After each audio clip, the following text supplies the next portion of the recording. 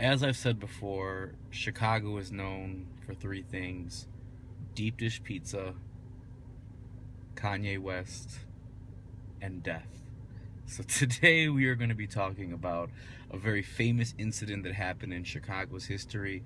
I'm here at Woodlawn Cemetery in suburban North Riverside, where we're going to be going to the cemetery plot known as Showmen's Rest. So some things to consider when visiting a cemetery in Chicago in the middle of the summer. You want to be able to pay your respects to the dead, but at the same time not look like you're entering a wet t-shirt contest. So today I am wearing what I like to refer to as my Hawaiian funeral shirt.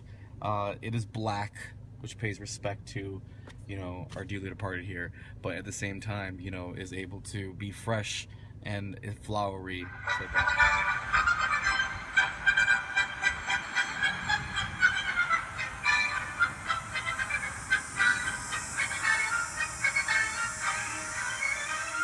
picture it, 1918 in Chicago, the Hagenbeck-Wallace Circus Company, which at the time was the second most popular circus company in the country after P.T. Barnum, coming through Chicago. All of a sudden, their conductor falls asleep, boom, they crash. People don't really know how many people died that night because several clown cars were involved and God knows how many were in there, but people are saying about 60 to 80 people actually passed away.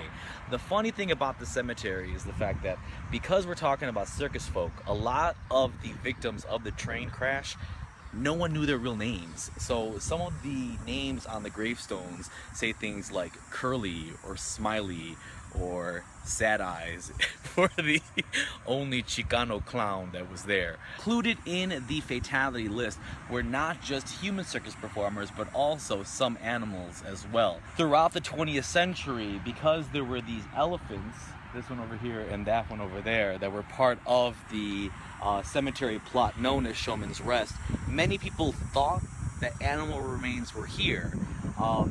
In actuality, no animals were buried here at Woodlawn Cemetery, but a cool fact is that back in the 1950s and 1960s, a lot of people coming to Showmen's Rest would report that in the middle of the night while they were here, they would hear elephants, whatever sound elephants make.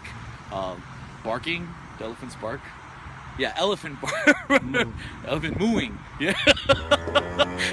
So they would hear elephants mooing in the middle of the night. People thought that it was the restless ghosts of elephants coming back to life.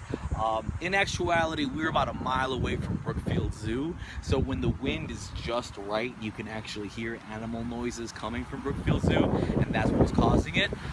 But a story from Woodlawn Cemetery actually says that if you were here in the middle of the night, you can actually hear a stagecoach coming through that sounds a lot like a circus train car filled with circus performers. So we have about 80 people buried here. The idea always is, or the story is, that ghosts come about when a spirit is unready to leave this earth.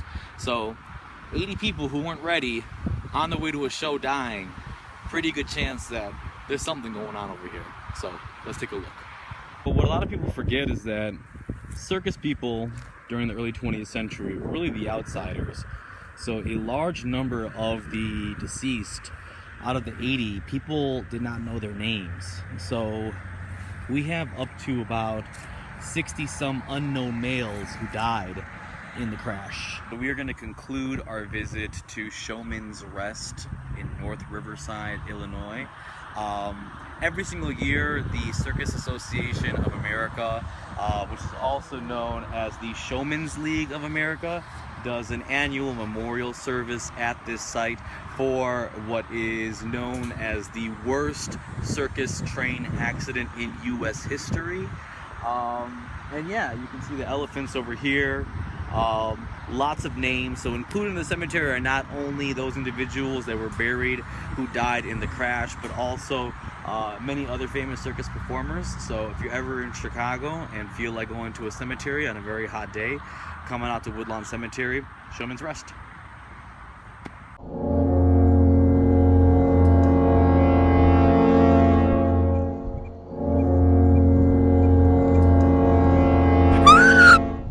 Stalin say like and subscribe.